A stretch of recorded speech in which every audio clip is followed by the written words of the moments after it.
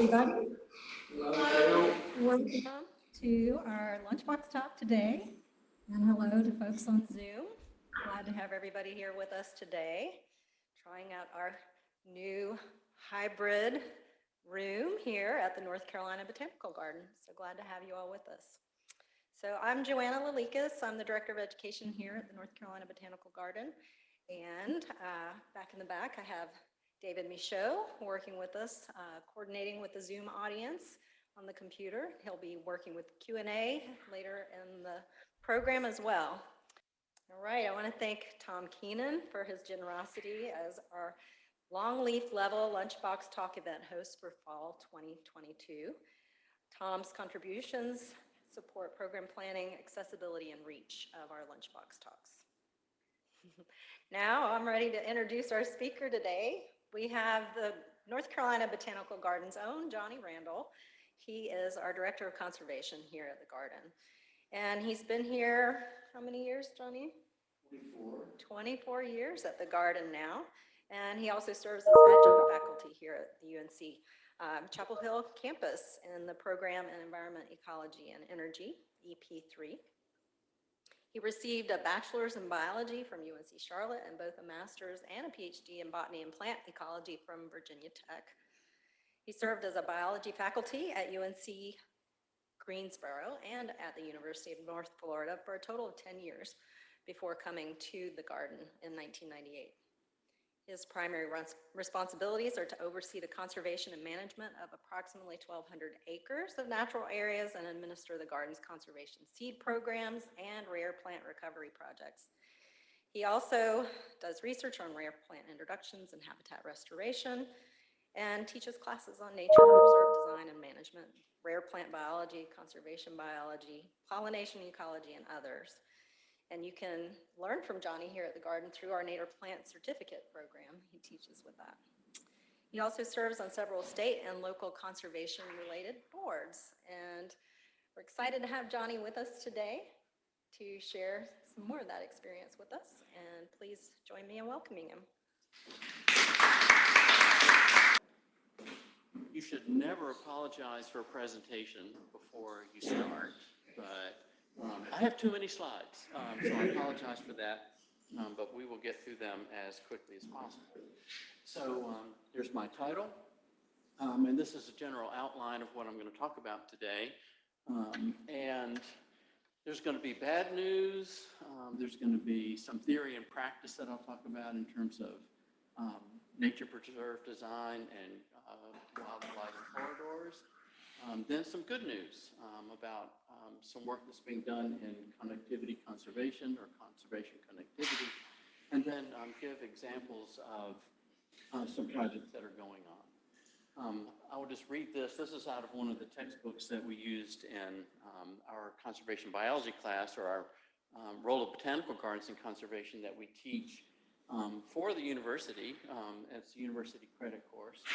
But anyway, the world's biological diversity faces unprecedented threats. The urgent challenge facing the concerned biologists is to understand ecological processes well enough to maintain their functioning in the face of the pressures resulting from human population growth. And this next part, I think, is really important. Those concerned with the conservation of biodiversity and with restoration also need to be acquainted with the political, social, historical, economic, and legal frameworks within which ecological and conservation practice must be developed. So there's a lot of ecological justice issues that are just now being addressed with respect to conservation biology. So these cultural elements really need to be taken into consideration as well as the biological ones. So there are, depending on who you ask, there are a lot of different overarching threats to biodiversity, but I think that they can be boiled down to these four things, and these are just examples of all of these. And I have personal experiences with all of these. The one that is right here, for example, a picture I took about 14 years ago when this site was being developed. This was the first day that the trees were removed from this site, and I hope that we are paying back for that habitat destruction and the education that we do here and things like that. So We all participate in those things. So I won't go through all of these others, but one thing I do want to point out, a lot of well-meaning biologists, tend to go into sensitive areas, and they oftentimes will trample sites. So it's something that really has to be paid attention to, even by the most well-meaning of people. So with respect to plants, this is the IUCN, the International Union, Conservation Union, puts out this red list.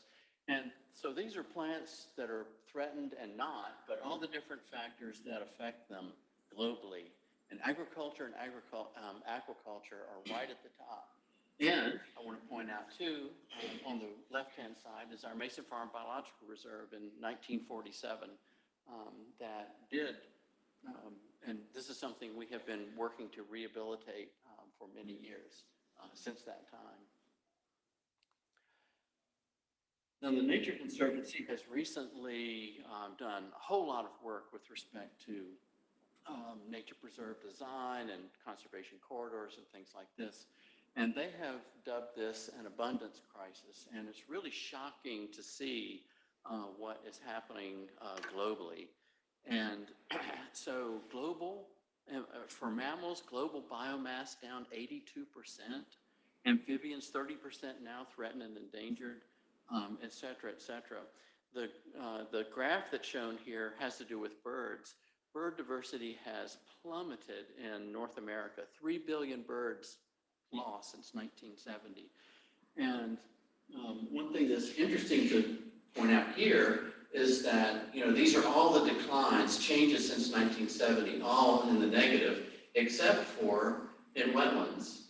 And of course, the reason for that is so much attention has been played into wetlands with respect to regulation and things that can be done there. So birds are doing better in wetlands, but much more poorly in all other ecosystems. And there's a lot of things that are contributing to that. I'm not going to go over all of these, but I will have to point out that this advertisement from Mojo.com, I got that in my mailbox. They're not doing their market research. I don't even have a lawn, much less use any pesticides. And I'll just make an editorial comment. If you have a cat, please keep it inside. They are really doing a lot of damage to invertebrates, reptiles, amphibians, birds, etc. Many of you have heard of the insect apocalypse. This is really some really bad news. I'm not going to go into this much, but there's been a huge decline in insect populations worldwide, and even right here in our backyard. Alan Holbert runs at UNC a project called Caterpillars Count, and there's a lot of sites all across North America, mostly concentrated in the east, but we have one site here at our botanical garden, and that's what this graph shows. So since they started collecting data in 2015, there has been a fairly precipitous decline in caterpillar numbers here on our site or on our Piedmont nature trails. And I don't know what this is, what this means. We haven't changed anything that we do. We don't use pesticides. So it could be, a landscape level kind of phenomenon, but, and it could also be simply anonymous with natural population fluctuations. Wesley Knapp, who's a graduate student at UNC with Alan Weekly, and I'm on his committee, he has become well known for what he's calling this extinction hotspot in Appalachia. So, for example, there's a Marshallia species that was discovered as a herbarium sheet, and it's extinct in the wild. It's only known from herbarium records. So there's a lot of plants out there that still need to be identified. A lot of, anyway, I won't go into all of that. These are just some of the bad news things I wanted to talk about. Invasive pests and pathogens. We know all about invasive plants. Some of you may have heard about these ghost forests that are developing on our coast. There's around Wilmington, North Carolina. If you drive out through there, you'll see hundreds of acres of dead trees, mostly because of sea level rise and saltwater intrusion. And so Now we're going to switch gears a little bit and try and talk about some things that are positive. But first, a little bit of Conservation Biology 101. I'm talking about island biogeography and how this relates to conservation practices. So long ago, in the 60s, Robert MacArthur and E.O. Wilson developed this theory of island biogeography. It was Ed Wilson's student, Dan Simberloff, who actually tested this in the Florida Keys on these mangrove islands in a very elegant experiment. And some of the takeaways from his project were that islands have fewer species than within contiguous continental areas based on size. And isolated islands have fewer species than less isolated islands of the same size. And islands have even fewer species as they get smaller. So these were some of the basic takeaways from island biogeography theory. That was definitely shown to be the case with Dan Simberloff's experiments. So here's an oceanic island. These are the Galapagos. And all those factors play out here, as well as other island archipelagos next to mainlands. But also, there are other kinds of islands, like Pilot Mountain here in North Carolina, which is part of the Sourtown mountain range in the foothills of North Carolina.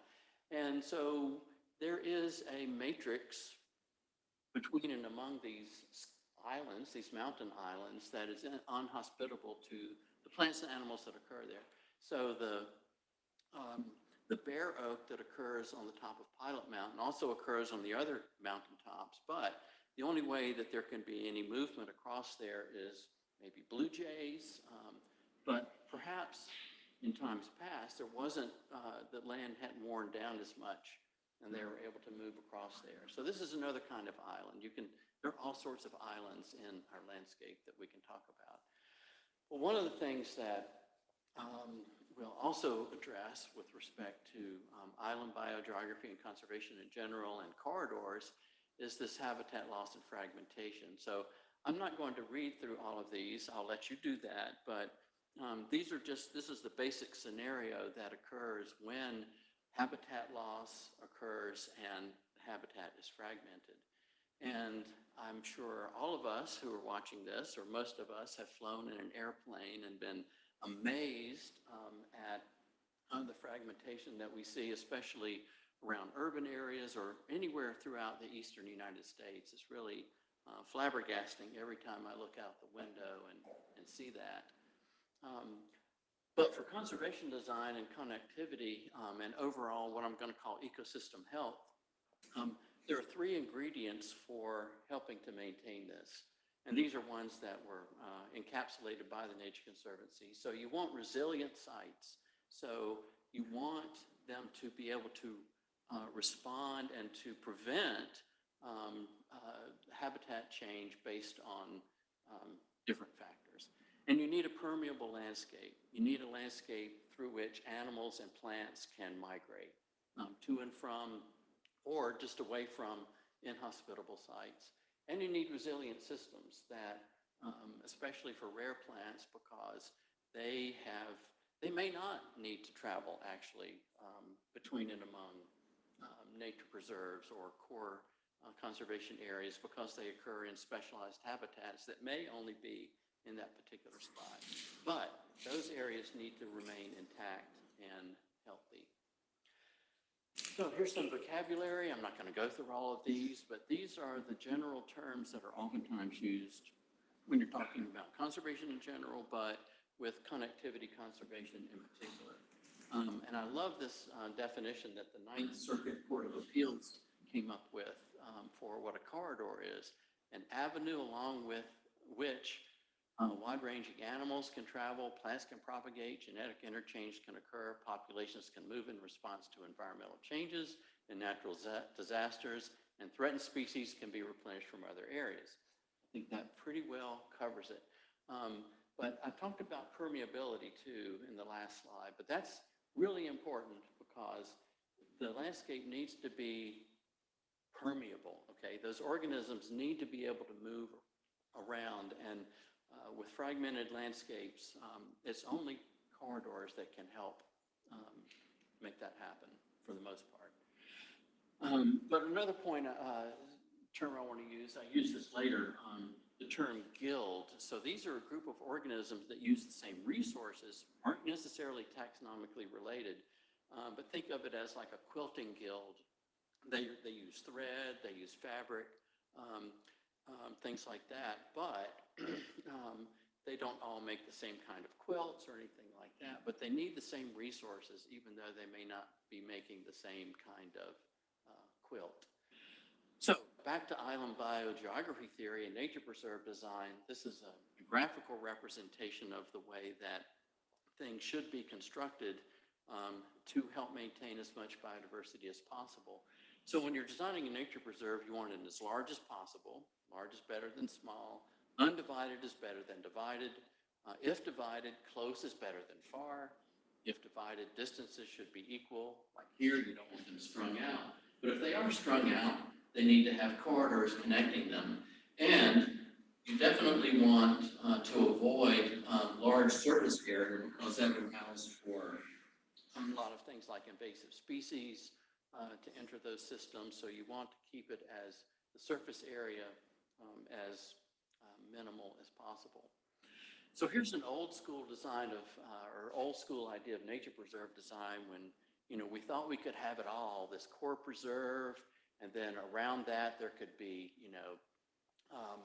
these different kinds of activities like fishing and camping and things like that. Then outside of that, you could drill for oil and you could cut down forests and everything, but that's just not the way it works. And you have to have these connections and designed in a certain way. And Aldo Leopold knew this in 1933. So he actually saw this on the landscape where you have, these 4 different blocks of woods and cultivated land and grass and brush with respect to bobwhites. And you can only have one covey because bobwhites need different kinds of habitat. But you can configure all those different activities in such a way that it can support 6 coveys of bobwhites. So the information has been around for a long time, but it hasn't been put into practice. So I'm switching gears a little bit now. We're going to talk more about corridors. Why did the box turtle cross the road? Well, to get to the habitat on the other side. So animals need to move across the landscape for all kinds of reasons, finding food, water, shelter, finding mates, nesting sites, etc. So it's important that these organisms get across the road. Why did the snail cross the road? For the same reason, but at a maybe slower pace. So they need a little more time before that car comes by than a box turtle. But still, box turtles oftentimes cross very quickly. So some types of corridors, there are the unplanned ones like roadsides and fence rows, and like this utility right-of-way is a corridor for plants and animals that prefer more open habitat. Then there are the planned corridors like riparian zones and conservation areas and even greenways. This is a Chapel Hill greenway that many of which, or some, are being actually converted to native plant habitat from tangles of invasive plants. So these are, I think, what are going to be our really important urban natural areas and corridors that connect natural areas with one another that do occur in urban areas. But as Dan Simberloff pointed out, there are consequences to conservation corridors. And so these are just some things you have to think about. Will the species really benefit? Possible disease spread. Could it facilitate invasive species movements, et cetera, et cetera. And I added a couple of more. So you could lose loss of conservation credibility institutional credibility if your action fails. And also the inability to manage habitat for focal species guilds. Now, there was a really wonderful study done, led by Nick Haddad and others at the Savannah River Lab, where they carved out these different shapes and distances from one another for these more open area corridors. And he did it primarily looking at butterfly dispersal, but then he found that other organisms also benefited. He saw that plants benefited, that mammals benefited, and so it was really great to see that many of the things that Dan Simperloff thought might be a problem did not play out here. And these are Nick's words on that. And so what shocked him was that the types of different organisms that use these corridors wasn't just butterflies, but birds, small mammals, pollinators, plants that are dispersed by birds, plants that are dispersed by wind. All these things benefited from the corridors. So, and this is an example of a wildlife corridor somewhere in Germany, I believe. It's not in North America. And if you're interested in these conservation corridors, there is almost one-stop shopping with this particular organization and website. It'll point you in all kinds of directions. It'll give you references to projects that are going on and what can be done. So I really recommend that, which is my reminder too, to tell you that not only is this program being recorded, not that you would ever want to listen to it again. And so you don't have to listen to it. You will be given a copy of this presentation so you can thumb through it and get some of the information from these links and other information that's on there. But I wanted to bring this closer to home and talk about a project that's happening right here, has happened, and is still happening right here in our general area. So this is the New Hope Landscape Conservation Project, and I'll talk a lot more about this, but this was the first iteration of this was actually administered through our botanical garden, and now it's being administered in the second phase by the River Association. And we had lots of partners in this, and I won't go into all of the contributions that they made, but definitely lots of wonderful contributions. But we based a lot of the work that we did on the North Carolina Wildlife Resources Green Growth Toolbox. And this is something that should be required of every developer, anyone who's building a home, or just, the general public. It's a great resource for giving you ideas on the best way to do things. So many people want to do the right thing, but they don't know where to start. And this is a great example, or gives great examples of things that you can do to benefit the biodiversity that's around you. So with our particular project, there were these focal habitats and animal species. So there were 3 organisms that we used that represent 3 different guilds, okay? So box turtles were representing all the organisms that would use a dry, wet, mixed hardwood pine forest. Then bobcat, again, another guild of organisms that are more wide-ranging and that require different kinds of habitat. And then 4-toed salamanders, they need wet mesic hardwood forests where there's vernal pools and things like that. They don't move very quickly, but they do move. They still need these conservation corridors. You can think of these 3 different species as umbrella species as well. By protecting their habitat, you're protecting the habitat for lots of other species. So that was the focus of what we did. This is a picture of one of our meetings, and this is the kind of work we did. So Julie Tuttle was the consultant on this, did this incredible mapping project with help from the steering committee. So this is the 4-county area that we worked in, Orange, Durham, Wake, and Chatham. And we came out with this great landscape plan for wildlife habitat connectivity. There is a link to the full report. You can find that on a special website. So I recommend you looking at that if you have any interest in this. All the dark green areas in the map show the primary corridors in this particular area. As you get lighter and lighter colors, those are the secondary and tertiary corridors. And this is on, a parcel basis if you look at it close up. our work was validated by work that the Fish and Wildlife Service is doing through, and that's on the left-hand side. That's the Southeast Conservation Blueprint that was done in 2021. The red circle is our project area. And here is indeed that project area showing matching precisely what they came up with. So our group has expanded, and we also received a second grant from the Catalyst Fund. There's our steering committee up on the right-hand side. These are all the different organizations in that block that are represented. But then we have this extra funding for actually implementing the recommendations in that first plan and putting them into action. So we're about to roll out our strategic action plan for what we can do in this 4-county area for creating wildlife corridors and biodiversity conservation. So here's what will happen. This is the cover of that strategic action plan. We hope to have it out actually within the next month.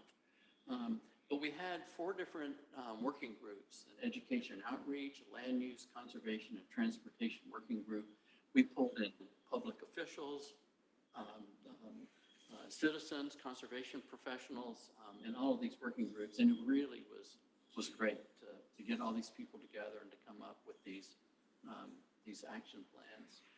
And one thing that spun off from that was a PhD student at Duke who evaluated these road habitat junctures within our network and evaluated them on many different levels to determine if they were adequate or not, if there was upland between them, if it was just aquatic. And so a lot of different factors. This was a great side project.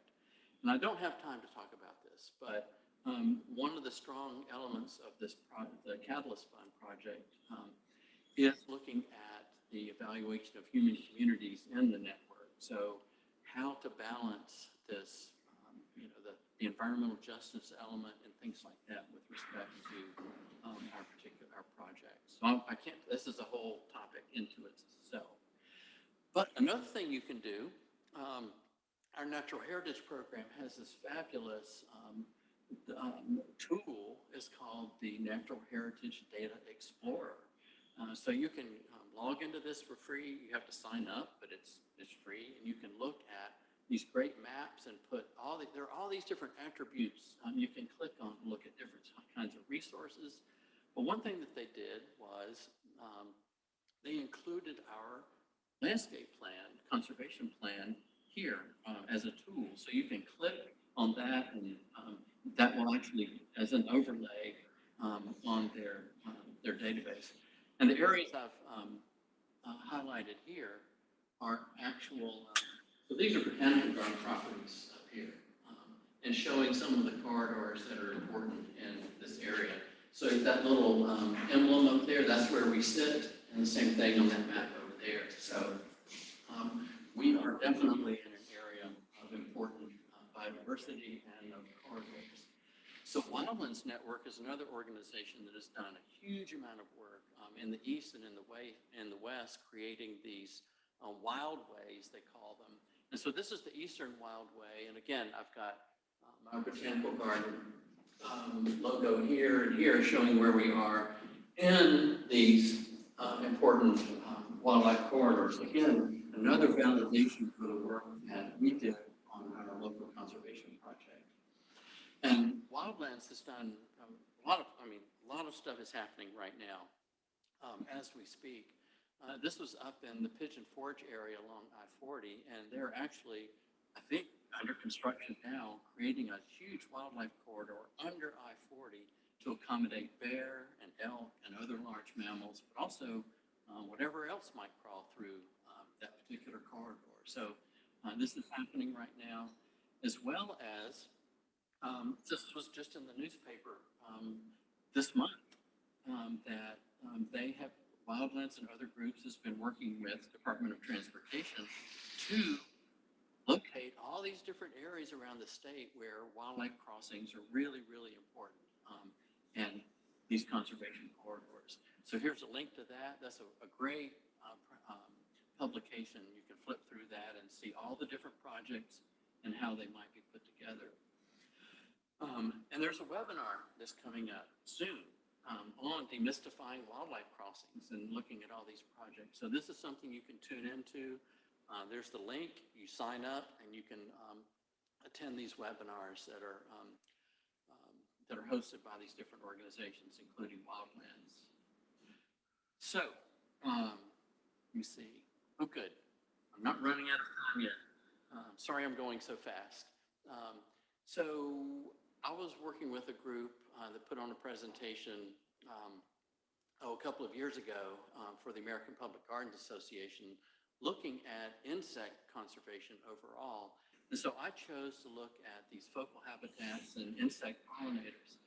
And so if we're able to protect the habitat for certain flies and wasps, beetles, and lepidopterans and bees, that would help safeguard over 95% of all pollinator species. So this is just an example of what you can do at this particular level, or what needs to be done at this particular level for the habitat for pollinators, which are of course receiving lots of attention these days, as well as the monarch butterfly, which is kind of the flagship insect now, which is great. And it's shifted from the honeybee, which is not native to North America, to monarch, which is and is imperiled.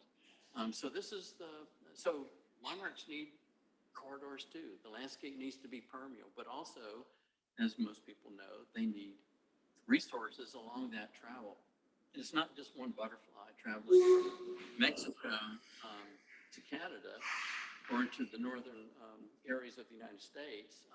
It's several generations moving up and back. So they need milkweeds in order for their that generational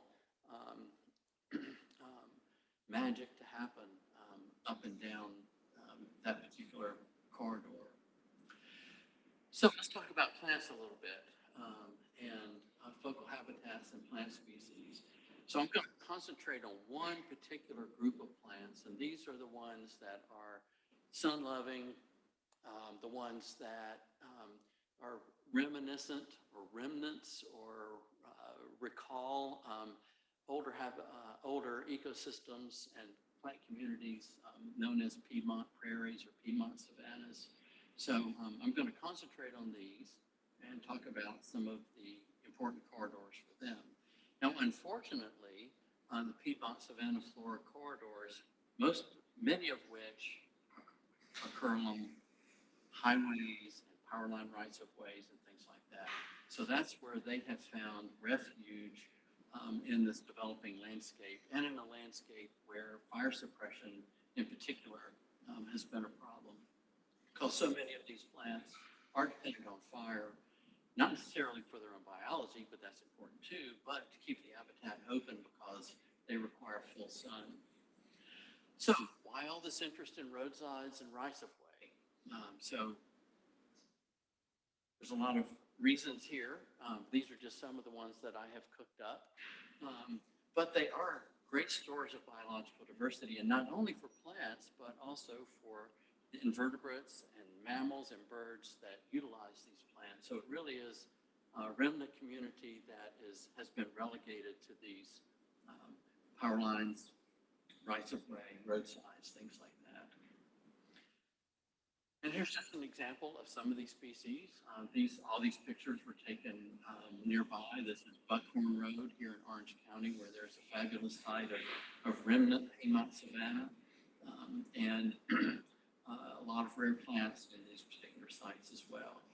This is a power line cut outside of Greensboro that I drove by a few years ago, just ablaze with hibiscus machutos and other plants that occur through here. Now, these wouldn't occur if that mowing wasn't taking place at this particular site, because the forest would have encroached and shaded these plants and the other ones out. Now, I'm not saying that that trees and shrubs don't need corridors too, but I think it's the plants that require these more open habitats that are the ones that are in particular decline and in jeopardy, rather than the trees and shrubs. And just more examples of the plants that are found on roadsides in Orange County. We are working with with some success with Department of Transportation and the power companies. But this work is continuing. And even Venus flytrap habitat on the coast. We have some large areas that are being properly managed, like Holly Shelter and Nature Conservancy properties in the Green Swamp. But so many Venus flytrap habitats and the smaller populations that are really declining are in these roadsides and power line cuts. So really important to keep these managed properly. And if you happen to wander over to our Piedmont Habitat Garden, we actually have one of the beds is the Orange County Roadside Garden. So all the plants that occur there were from, plants were grown from seeds collected from populations in Orange County of these sun-loving Piedmont Savannah plants. But let me just point out too that it's not just for sunlight that these plant life corridors, a lot of things are going on. Things are being, windborne seeds are being distributed through this. There's a wind tunnel effect that occurs. So you may not like sweet gums, but they are blown around in the wind, and they are an important food source for small birds.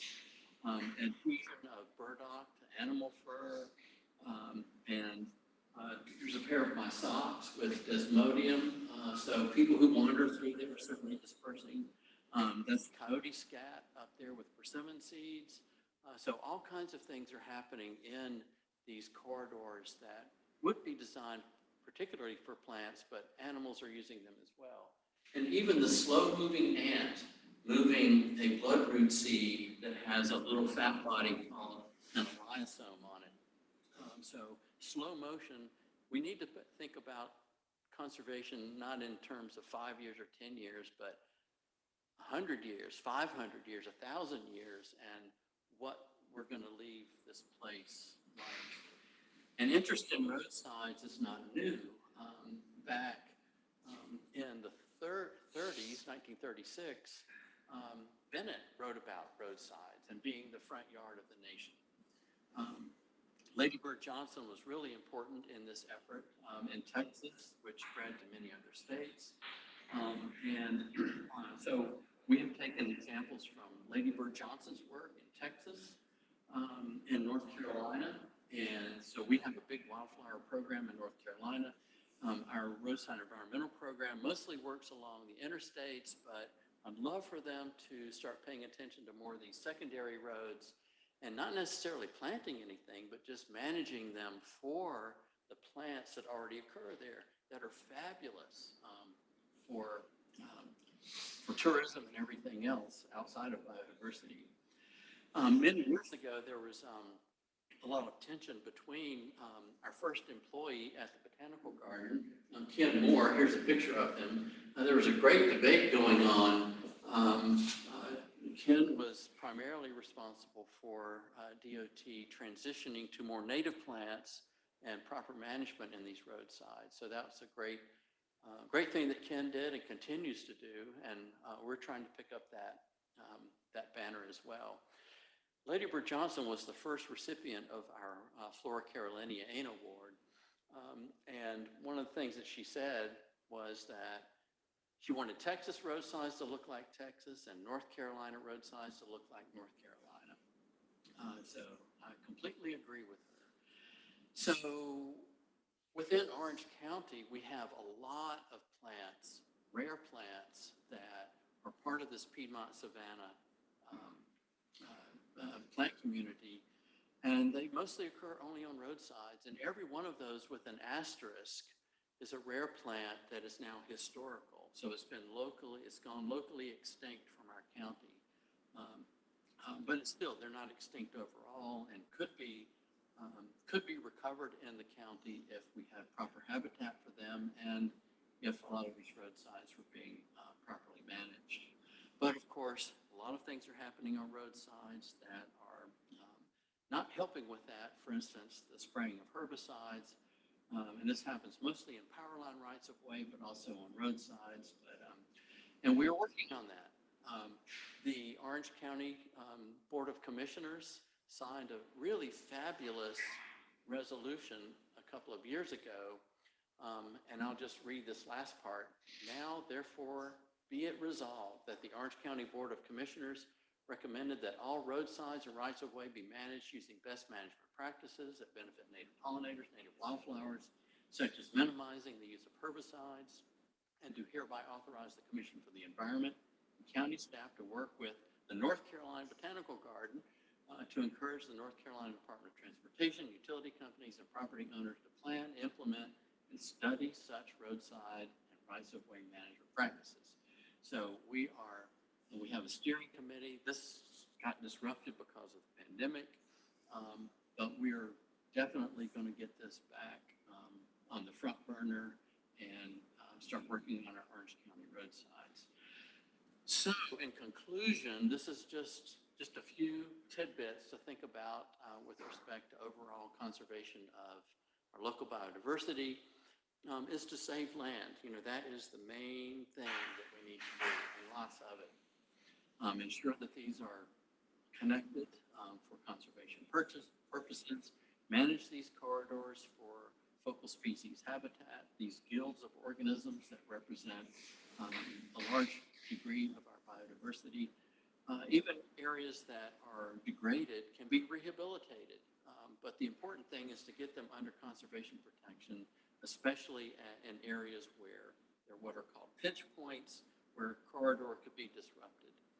And then work with all of these different agencies, because everybody needs to be on the same page and have the same goal in mind if all of this is going to really work. So, okay, thank you.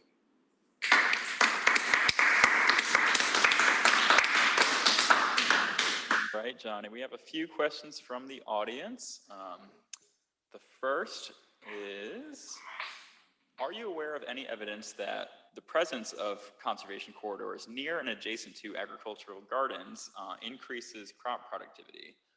For example, for reasons of increased pollinators and beneficial insects?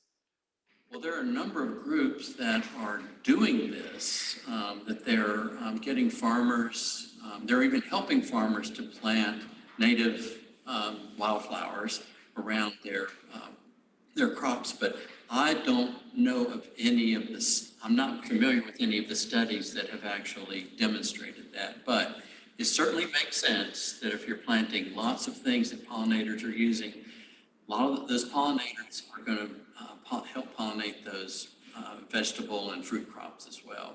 And another thing that's important to think about in terms of that is that when you plant these wildflowers around these kinds of areas, you want to plant them so that they have this sequential flowering over the full life cycle of that pollinator, whereas the tomatoes aren't necessarily going to provide that. So you're benefiting the insect as well as pollination of those crops. Thank you for that, Johnny. We have a viewer on Zoom joining us from right down the road. They live in Little Ridgefield, which is across 15501 from University Place. That's where the Bolin and Booker Creeks combine to form Little Creek. Where does this wetland fit into your plans? So that's an important wetland because that was, well, I'll have to look at that. Well, I'm asking you, I guess I can speak to this person. Go on the Natural Heritage Program Data Explorer and find click on the overlay for the regional conservation planning for New Hope Group, and you can actually see how important that corridor is for the Little Creek area. But I do know it's important because that's an important, one of the main feeders of what is now Jordan Lake, as well as Morgan Creek and New Hope Creek. So those are all important corridors for sure.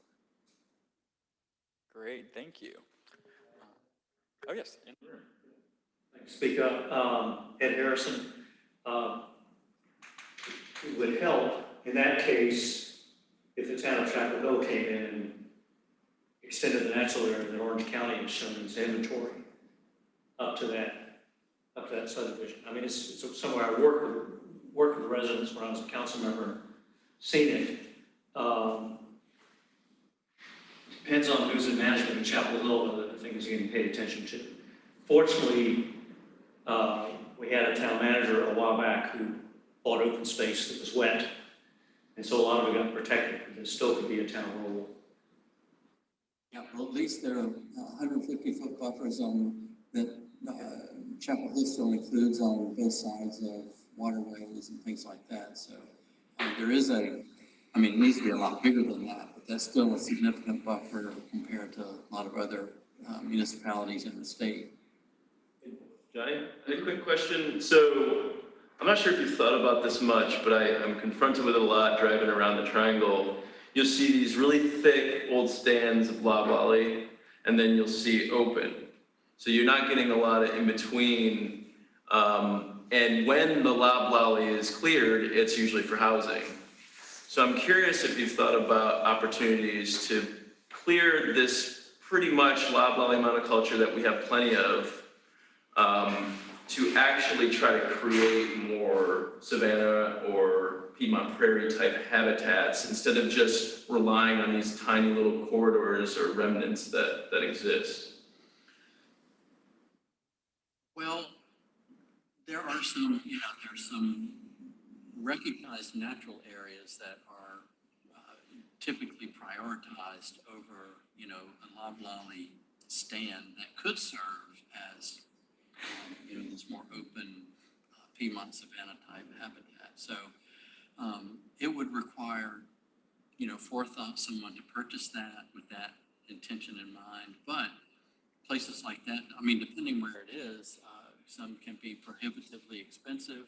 There's no way you're going to get public monies like from the Land and Water Fund to purchase a loblolly stand for rehabilitation. So I think funding is a big issue there. But then also, you would want that connected to the other, so there would be a corridor that would be linked to, rather than it just being isolated. I don't know if I've answered your question. Yeah, probably more practical to look at where remnants are and preserving and increasing their abundance there, or at least preserving as opposed to just creating, which might require an incredible amount of seed and effort and time and invasive management. But I think the more strategic way, this is something a lot of us have talked about, is you can identify some of these actual remnants on Piedmont Savannah sites on roadsides. And you can see evidence of that to the interior, even if it has grown up in hardwoods. If you see post oaks and white oaks and it's a hard pan, and then clearing that area to the interior of the roadside that is a signal of what used to be there, then drawing those plants off that roadside. Maybe there's still a seed bank in there that's hidden away. So that would be a more strategic way of doing it, I think. Yeah. So Johnny, what this speaks to, this wildlife connectivity analysis and overlays of looking where these corridors and getting these adopted by jurisdictions for planning tools for conservation, because we've spent the last 5 decades steering development away from riparian corridors to the uplands, and we've done a decent job protecting that, but now we're realizing we need connectivity across divides. And a lot of these parcels that provide this connectivity are now like abandoned farmlands, and they're ripe for development. So, these are the loblolly stands, or the places we really need to integrate what we know about the diversity of the roadside, habitats with this connectivity plan to guide that. And you're right, it's not going to be a priority for conservation if it's an upland and it's a, abandoned farmland. But if there's this high quality roadside next to it and a conservation overlay adopted by a municipality that says this is we want to afford protection to this, or we're going to guide development away from this corridor, then that can be the impetus to protecting this land while it is cheaper and undeveloped.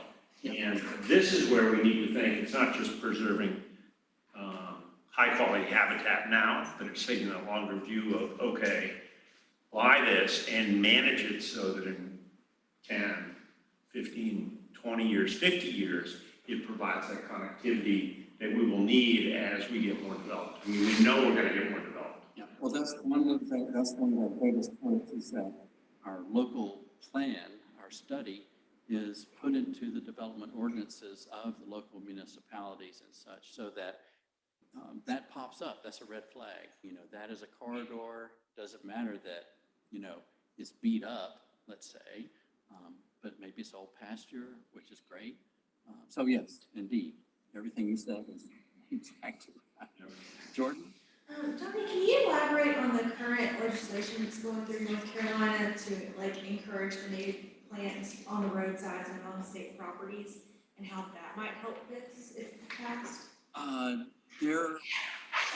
So as many people might know, you know, endangered plants are only, rare plants are only protected on public land. They're not protected on private land. And so there is, there are protections out there for plants, but not on private property. So that's the answer. There is no legislation that is going to help these rare plants out on public land. Private land.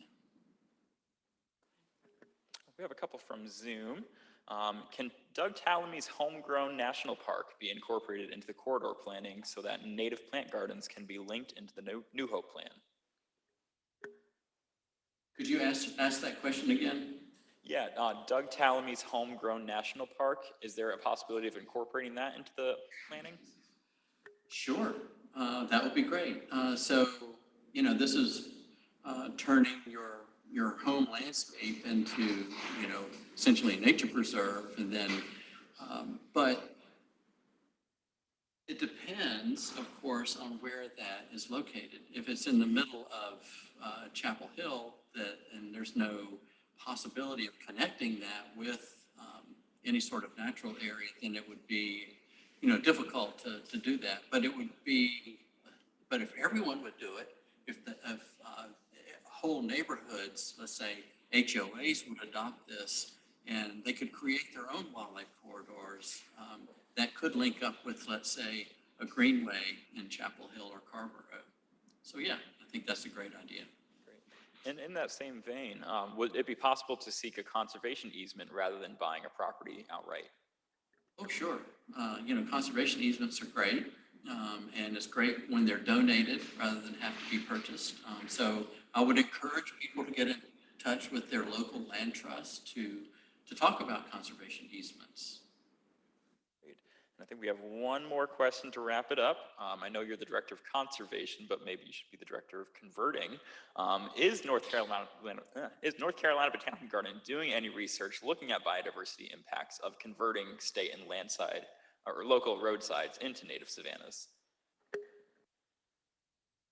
Not in a formal way, other than what we're doing with our steering committee, working with power companies and such. However, we have just fairly recently established a North Carolina Plant Conservation Alliance, and that will bring in more of the, let's say, the utilities and developers that can help make these things happen.